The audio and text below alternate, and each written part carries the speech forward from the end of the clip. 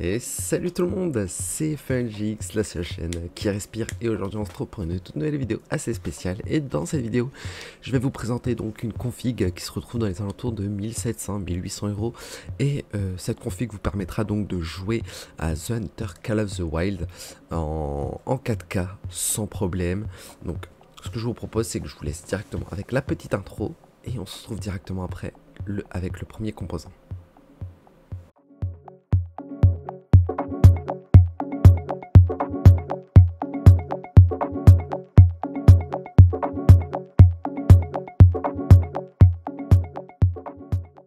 Donc nous revoilà face au processeur. Donc je vous ai sélectionné le processeur de la marque AMD, le Ryzen 7 7700X, cadencé à 4,5 GHz. En plus il y a une petite promo à l'heure actuelle. Il y a 2 jeux offerts par AMD. Bon, ça fait un petit moment qu'elle tourne cette promo, mais elle est toujours dispo. C'est intéressant à savoir. Donc c'est un processeur de socket AM5. On est sur un processeur octo-cœur. Donc on a le cache L3 en 32 MO, on est au niveau de la référence donc de l'architecture, on est sur le Raphaël. La fréquence, on est sur du 4,5 GHz en base et 5,4 GHz en boost. Les coefficients débloqués, on l'a. Le nombre de cœurs, on a 8, d'où le octo-cœur. Le nombre de threads, on a 16, la mémoire cache donc 32 MO, jeu d'instruction on est sur du 64 bits, les extensions de jeu d'instruction on est sur l'AES, AMD5, AVX, AVX2, AVX 512, FMA3, MMX+, SHA, SSE, SSE2, 3, 4.1, 4.2, 4A, donc SSSE3 et X86-64. La prise en charge de la mémoire, donc on est sur du dual channel, canaux de mémoire, de la DDR5 et le maximum des fréquences, on va se retrouver dans les alentours de 5200 MHz. On peut mettre du coup de la PCI, on a donc le PCI Express 5.0, donc 5e génération, la finesse gravure CPU, on est sur du 5 nanomètres. Et du 6 nanomètres pour le IO die. La partie graphique intégrée, donc c'est l'AMD Radeon Graphics, nombre de cœurs on en a 2. La fréquence du GPU, on a 400 MHz de base et 2200 MHz en max. Au niveau du TDP, on a 105 watts, TDP réel 170 watts, dans les alentours de 70 watts, donc c'est le minimum qui donne le processeur au niveau des TDP, mais le TDP réel en jeu, on va dire, on est sur les alentours des 170, 180. Le FortiRAD, il n'y en a pas, et les chipsets compatibles, on est sur du X670E, 670, B650E et B650. Au niveau de la carte mère, je suis parti sur la Asus TUF Gaming B650+, et en plus de ça, on a 15 € remboursés par Asus. Chez Top Achat. Donc au niveau de cette carte mère, on a donc une carte mère ATX socket AM5 avec le chipset B650. On a de l'USB 3.2, un M.2 PCI Express 5e génération, et puis, en plus de ça, ils le redisent là, la promotion de 15 € remboursés par Asus. Donc carte mère assez sobre. Qu'est-ce qu'on va retrouver sur cette carte mère? On va retrouver donc les deux connecteurs, donc un 2x4 pins, donc un 8 pins et un 4 pins pour l'alimentation du CPU. On va retrouver l'ATX pour l'alimentation de la carte mère. On a les 4 slots de RAM, le socket donc AM5. On va retrouver des connecteurs RGB en haut. On a donc un 12 volts et un 5 volts. On a 3 même PWM. On a l'USB 3.0, on a l'USB 3.2 pour le type C, on a donc 4 SATA pour les disques durs, on a un PCI Express donc pour le M.2 en 5e génération, on a un PCI Express pour la carte graphique, un second juste en bas, on a la pile BIOS juste ici, on va retrouver un second PCI Express. Ensuite, est-ce qu'on aura des photos du bas? Alors, oui, voilà. Donc, là, on va retrouver un USB un USB donc 2.0. On a ici un HD audio, on a des connecteurs RGB. Merde, excusez-moi. On a les front panels, on a un second PWM et puis on a des connectiques de chez Asus qui généralement ne sont pas utilisés. Voilà. Au niveau de la carte graphique, je suis parti sur la ASRock Radeon RX 7900 GRE, style légende, avec encore une fois 2 jeux offerts. En fait, si vous achetez que ce soit un processeur ou une carte graphique de chez AMD, vous avez 2 jeux offerts en plus de ça. Donc carte graphique, refroidissement semi-passif avec le mode 0 décibel. On a 16 Go de RAM en jeu DDR6 et avec le Warhammer donc 40 000 et le Space Marine 2 et Yukno 9. Donc c'est les jeux qui nous est offert entre guillemets lors de l'achat de cette carte graphique. Donc on va retrouver 3 ventilateurs qui tournent du même sens et RGB adressable. On a le logo donc Radeon et le style légende. On va retrouver la backplate à l'arrière qui est intégrée à la carte graphique. On va retrouver donc 2 PCI Express 8 pins. On va aussi, on voit donc le radiateur donc de la carte graphique. Et à l'arrière, on va retrouver donc 3 DisplayPort et un HDMI pour les connecteurs des écrans. Au niveau donc du water cooling, je suis parti sur le Deepcool LS720S Zero Dark 360 mm, water cooling autonome PWM. On a les sockets AMD, on est sur de la M4 et de la M5. Les Intel, on a le 1700, 1200 et 1150. Donc water cooling avec support en cuivre comme tous les water cooling, que ce soit custom ou IO. Tous les water blocks ont ce support en cuivre. On va retrouver donc 3 ventilateurs en 120 mm. Et le radiateur qui nous permettra donc de faire le 360 mm. Donc water cooling non RGB comme vous pouvez le voir. Au niveau de la fiche technique, on a le poids total, on est sur du 1346 grammes. La pâte thermique est pré-appliquée.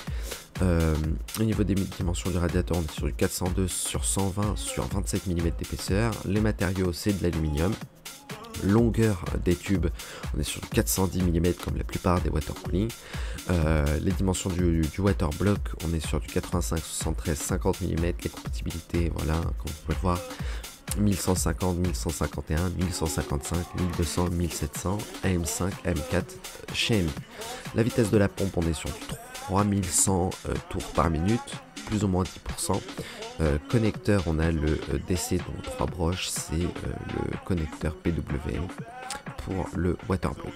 Et pour les ventilateurs, qu'est-ce qu'on va retrouver? On a pareil le connecteur PWM, 4 broches cette fois-ci.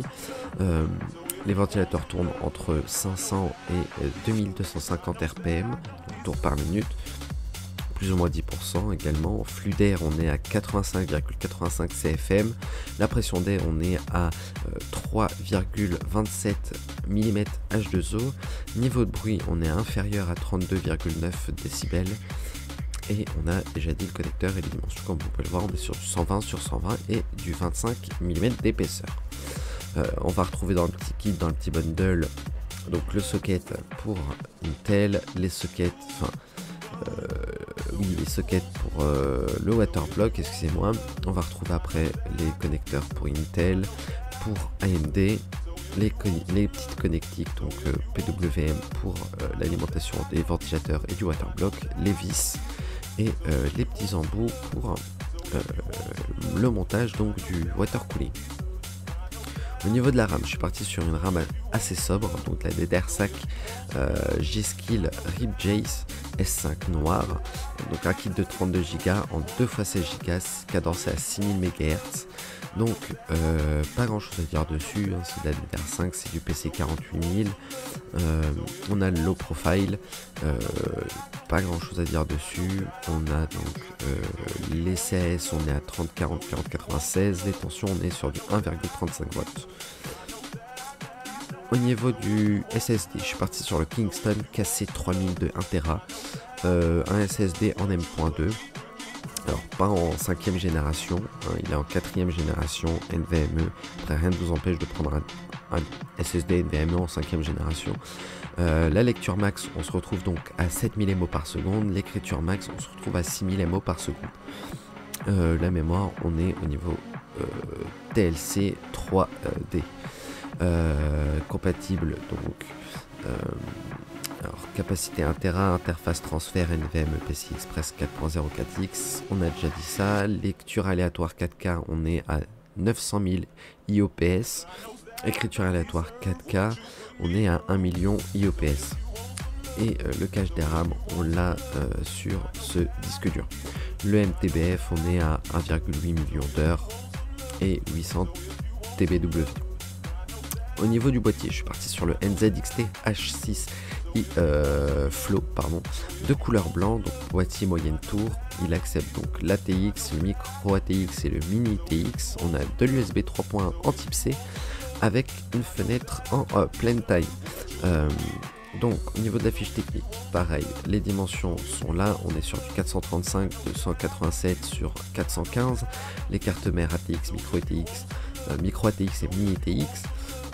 La carte graphique, on a jusqu'à donc 365 mm, les ventirades, on est sur jusqu'à donc 133 mm, la compatibilité d'alimentation, on est sur 200 mm max. Les emplacements, on a donc 3 pouces et demi, on en a un interne et 2 pouces et demi, 2 internes. Les connecteurs en façade, on va retrouver donc 2 USB en 3.0, un USB en 3.1 en type C et une prise micro et casque. Le refroidissement. Alors, ventilateur inclus, on a donc dans l'angle, donc juste là, on en a 3, comme vous pouvez le voir déjà sur la photo. On a deux F120K, donc en 120 mm, qui tournent à 1200 RPM, donc c'est sur ce côté-là.